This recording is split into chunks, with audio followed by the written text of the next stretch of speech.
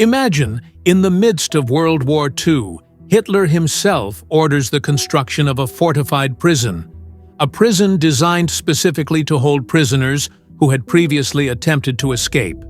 In other words, it was specifically built to resist escape attempts. But despite all this, there was one man determined to break out of this prison no matter what. Not only that, but he also decided to escape with dozens of other prisoners. It's a story full of unmatched planning and genius. Trust me, this is one of those stories where the more you hear about it, the more amazed you'll be. So don't miss any details and follow along until the end. Peace be upon you. This is Shams al-Din speaking. In 1943, World War II was at its peak, the largest armed conflict in history. This war involved many powerful nations and lasted for 6 years. During these 6 years, Nazi Germany, under Hitler's leadership, invaded most of Europe. Anyway, let's put World War II aside and focus on the topic of this video. During that time, Germany was capturing many soldiers who were considered prisoners of war. Massive detention camps were constantly being built to hold these prisoners. But a large number of these prisoners were always trying to escape.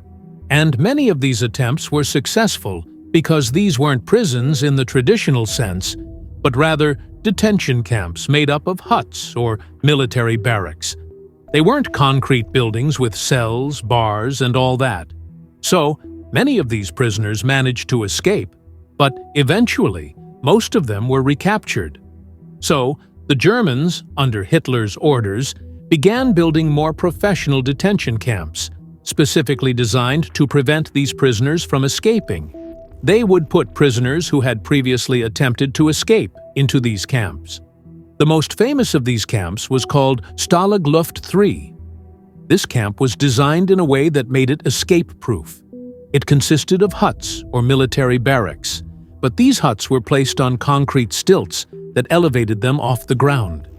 This made it nearly impossible to hide an entrance to a tunnel beneath the huts, or to dig a hole, as it would be discovered immediately. On top of that, the soil beneath the camp was very soft, almost like sand, so if you tried to dig a tunnel, it would most likely collapse quickly. Moreover, microphones were planted in the ground to pick up any digging sounds. As for above ground, the camp was surrounded by barbed wire fences, and around these fences were watchtowers with armed guards monitoring the area 24/7. In other words, escaping was nearly impossible. But there was one man in this camp, a prisoner soldier, who had an unshakable determination to break through the prison walls and get out at any cost. And on top of that, he was planning to escape with hundreds of prisoners. This man's name was Roger Bushell, one of the British Air Force pilots during the war. He was leading his squadron on a mission in France against the Germans, but his plane was shot down, and he parachuted out before it crashed, only to be captured by German forces. Imagine this guy.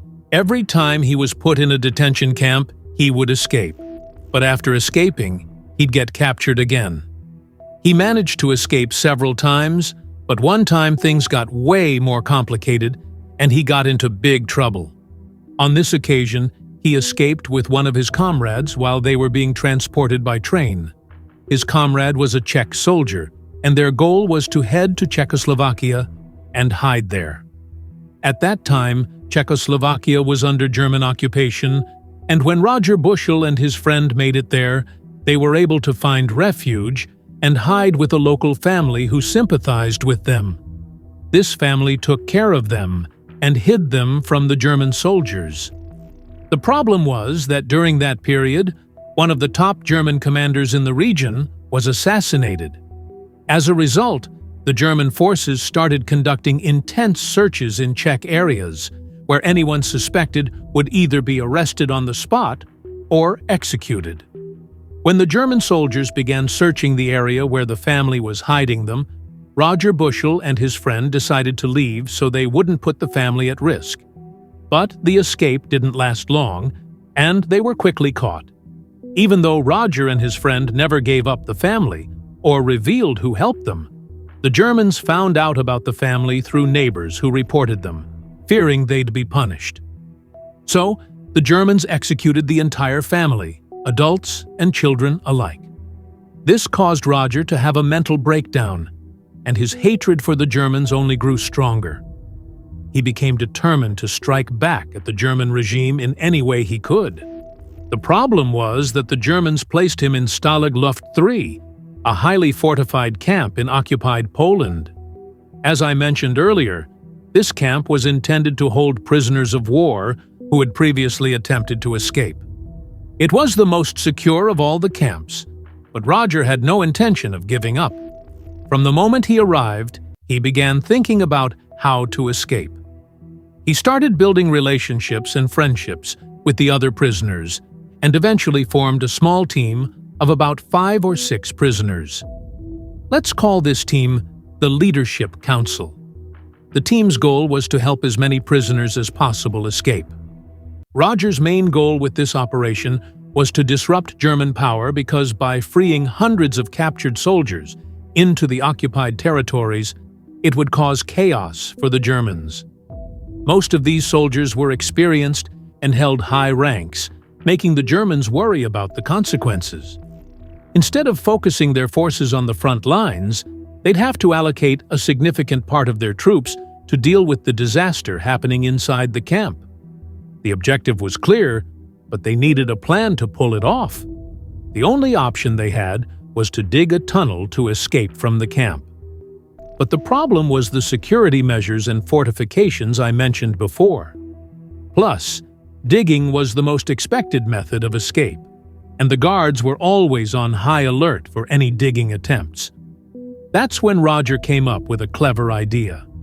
Instead of digging just one tunnel, they decided to dig 3 tunnels in different parts of the camp.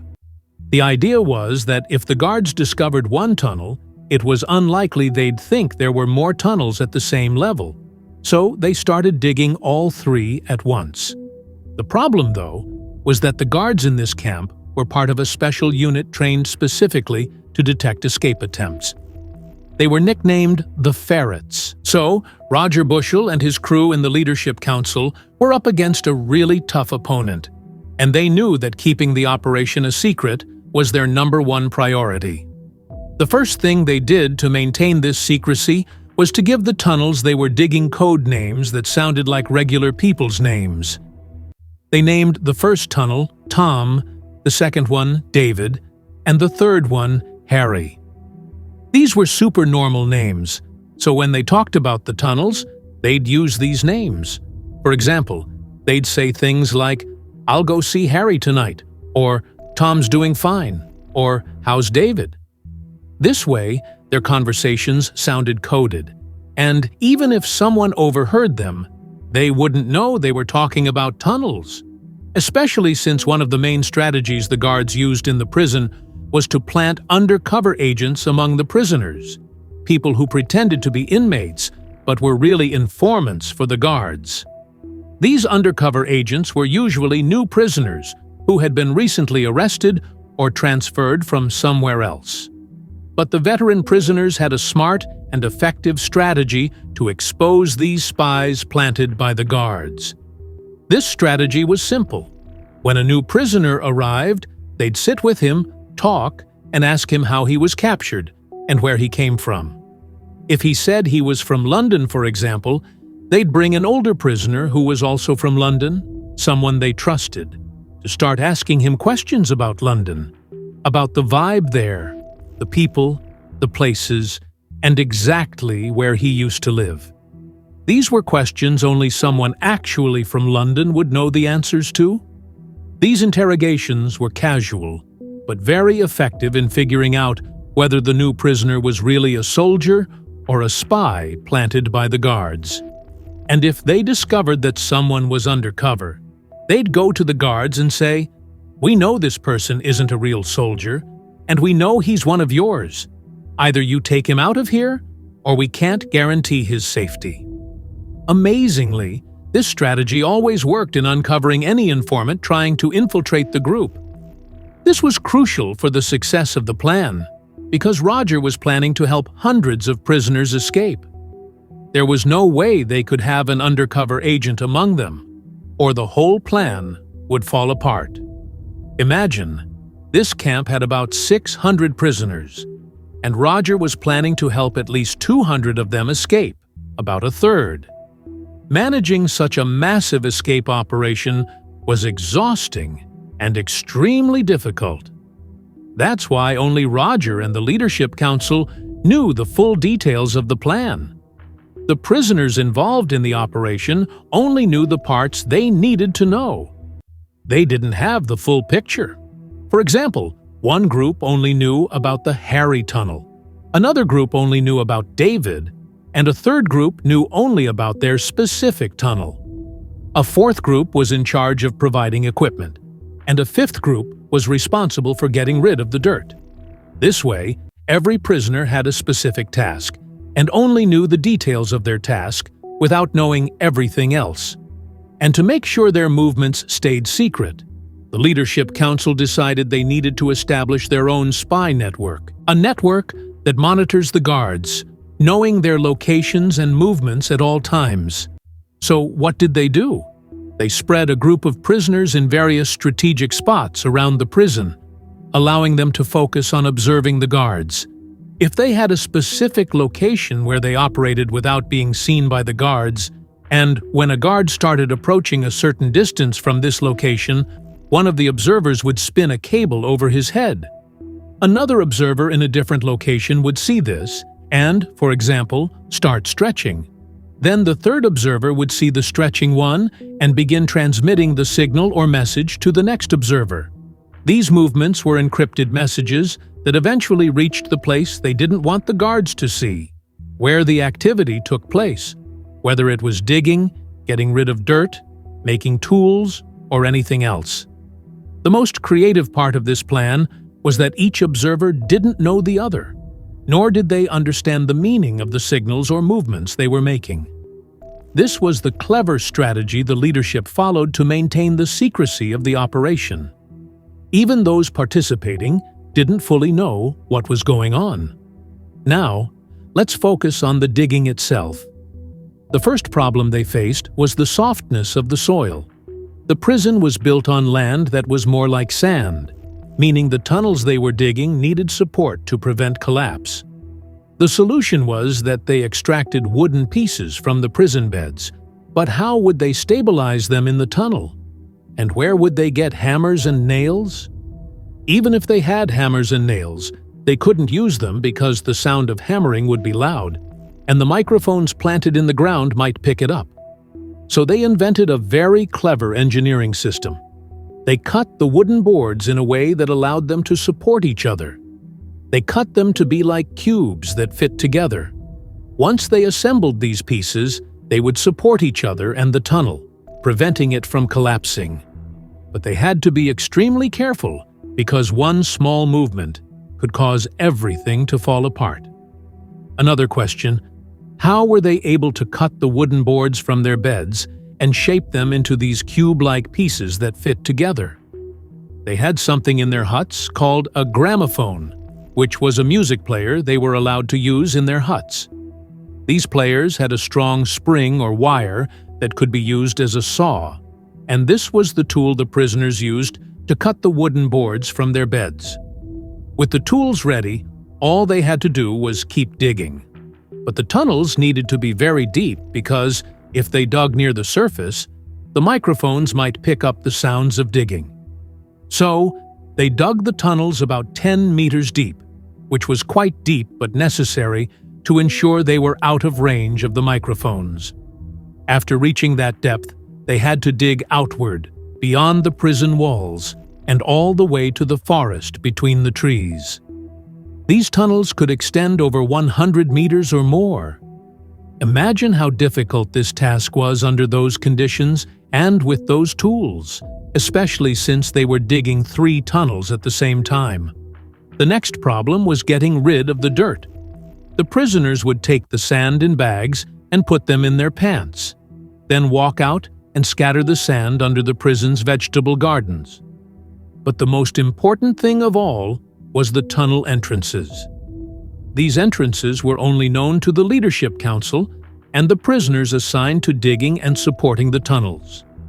It was crucial that these entrances remained secret, because if they were discovered, everything would collapse. Where were the tunnel entrances?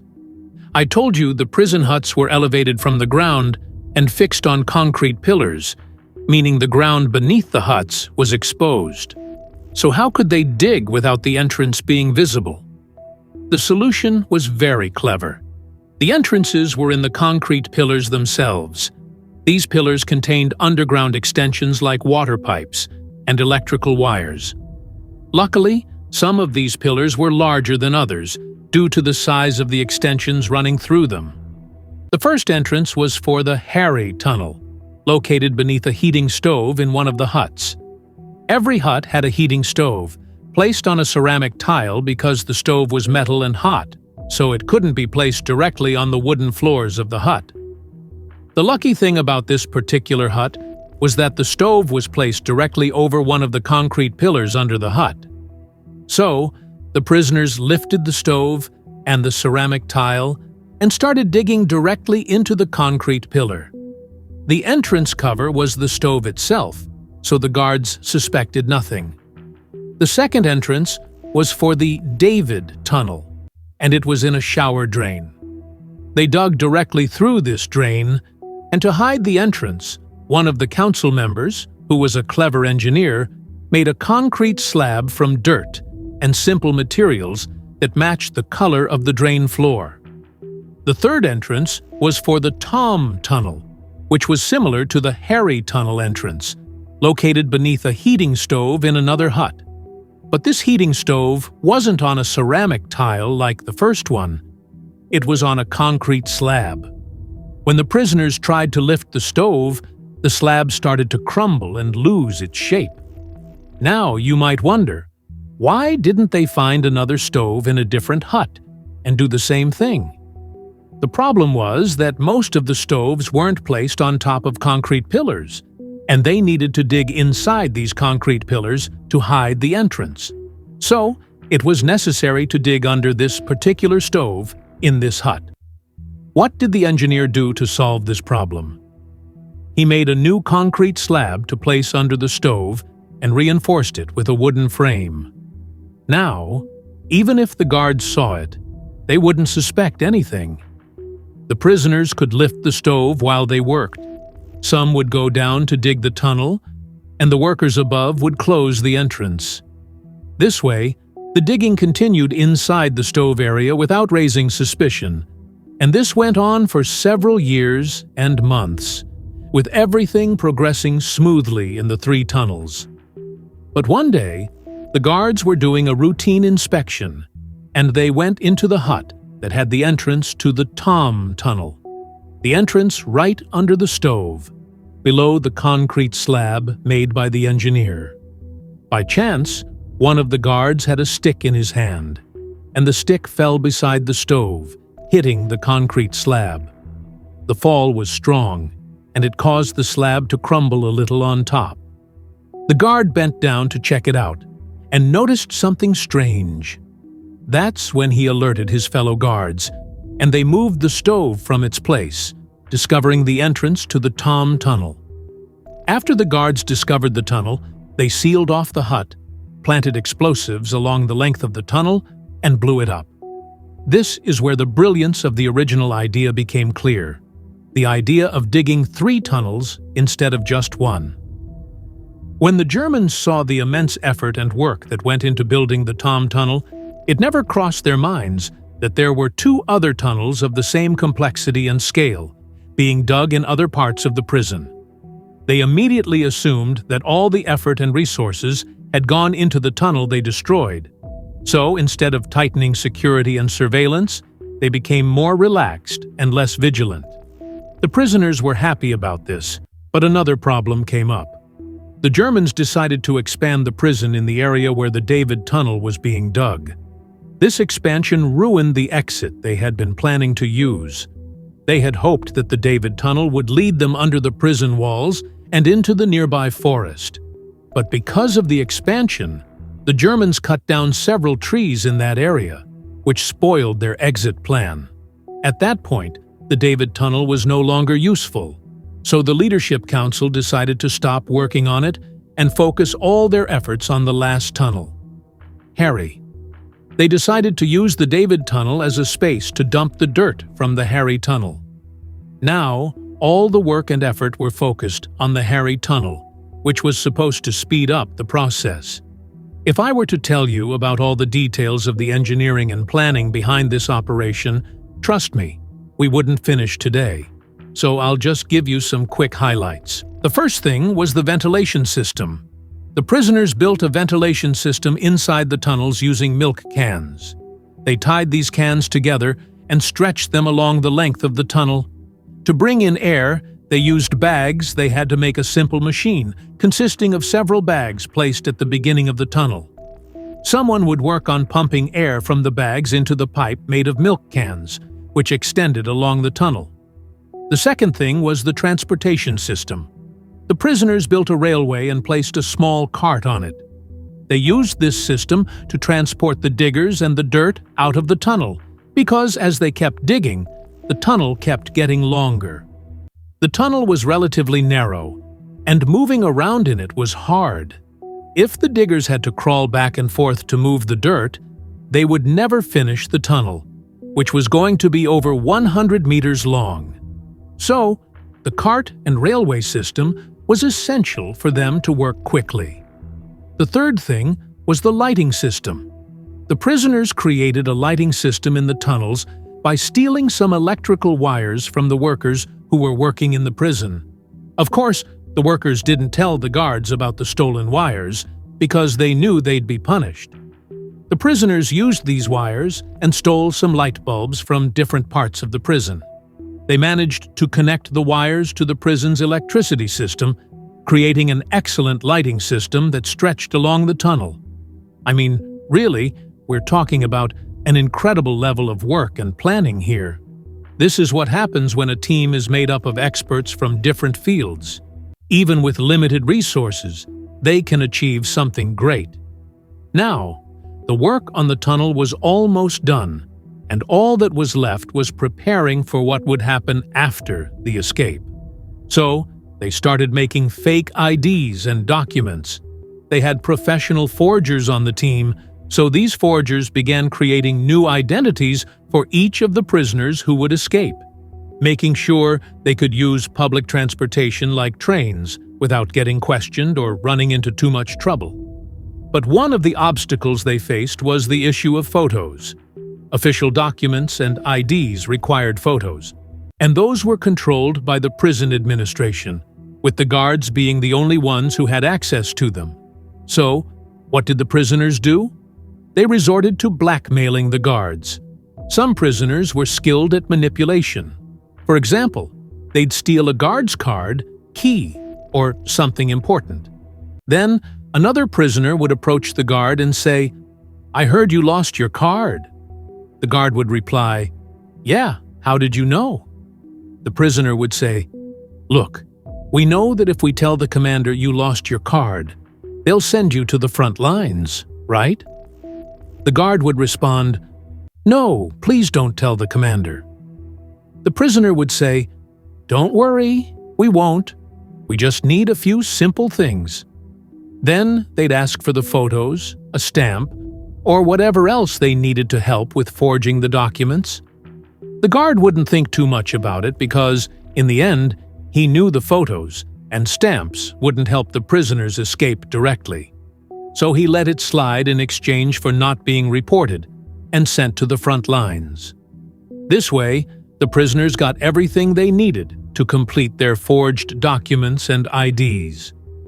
Finally, in March 1944, after more than a year of planning and hard work, the tunnel was finished, and everything was ready for the escape plan. All they needed now was the right opportunity, especially in terms of the weather. They didn't want to escape on a night with a full moon, and they hoped to escape on a rainy night. But the rain never came. So they focused on escaping on a night when the moon was in its early phase. meaning the moonlight would be at its lowest.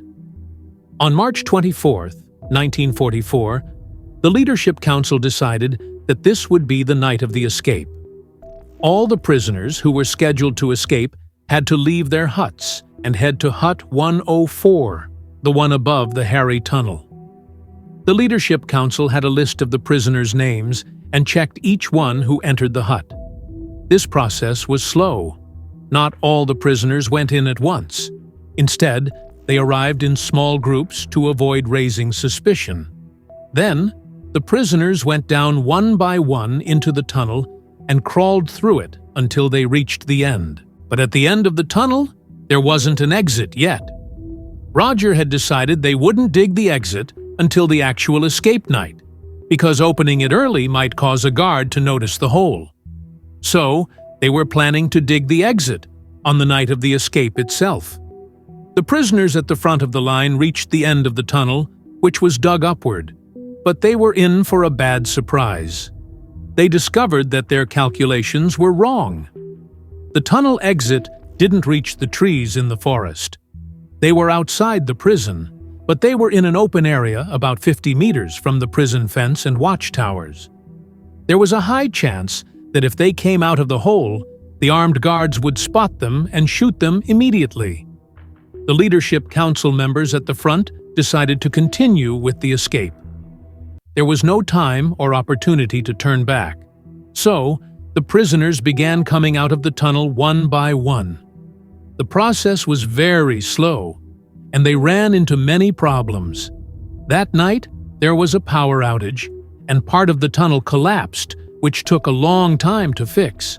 Several unexpected things happened, making the process of getting the prisoners out very exhausting and time-consuming. It took from 10 p.m. to 5 a.m. The problem was that at 5 a.m., the sun began to rise, and prisoners were still coming out of the tunnel. By 5 a.m., 76 prisoners had made it out and scattered into the forest. After 5 a.m., 3 more prisoners came out, but the guards spotted them. The guards moved in with their weapons to secure the tunnel exit. The last 3 prisoners raised their hands and surrendered, and they were arrested again.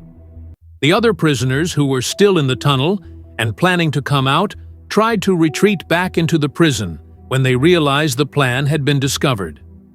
In the end, out of the 200 prisoners who were planned to escape, only 76 actually made it out. But even with that, it was still a huge number and an extraordinary achievement. Unfortunately, most of those prisoners were caught in less than 72 hours. Most of them didn't get more than a few kilometers away from the prison. Some prisoners did manage to fully escape, even making it back to their home countries and rejoining the war effort. But the rest weren't so lucky, including Roger Bushell himself, the leader of the escape.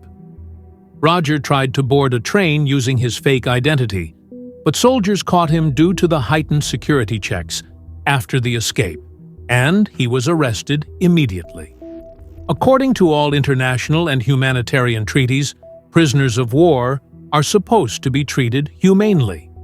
They might get punished sometimes, but no one expected they would be executed. Even when prisoners had tried to escape before, they weren't executed. They were just moved to higher security prisons.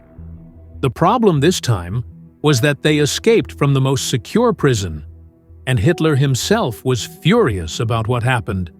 His first thought was to go to the prison and execute every single prisoner there, strip the guards and officials of their ranks, and punish them too. But in the end, his advisors convinced him to execute only 50, those who were recaptured after the escape. And sure enough, Hitler personally oversaw their execution, or maybe even carried it out himself. That's how angry he was about what happened. In the end, the outcome wasn't as happy as the prisoners had hoped, but at least Roger's plan succeeded in distracting the German forces and leadership, forcing them to divert a lot of their efforts to deal with this massive escape. So, you could say the distraction plan worked, And maybe Roger Bushell died at peace, knowing that the main goal of his plan was ultimately achieved. And with that, we've reached the end of the video, so don't forget to like, subscribe to the channel, and hit the notification bell. Here are some suggested videos from me, and I'll see you in the next one. Take care.